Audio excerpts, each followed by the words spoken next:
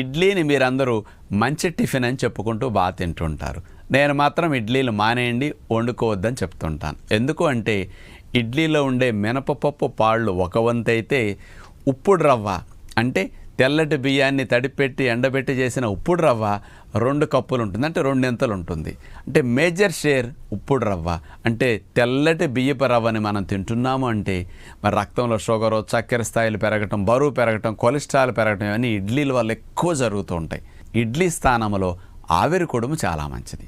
ఎందుకు అంటే ఆవిరి కుడుము కేవలం మినపప్పుతో మాత్రమే చేస్తారు కాబట్టి, అది కూడా పొట్టు తీయకుండా మినపప్పు రుబ్బుకొని మీరు ఆవిరికుడు వేసుకుంటే ఇందులో 25% ప్రోటీన్ వస్తుంది, కార్బోహైడ్రేట్స్ తగ్గుతాయి, హై ప్రోటీన్ పొట్టు తీయనందువల్ల ఫైబర్ కూడా వెళుతుంది కాబట్టి లాభం ఎక్కువ వస్తుంది.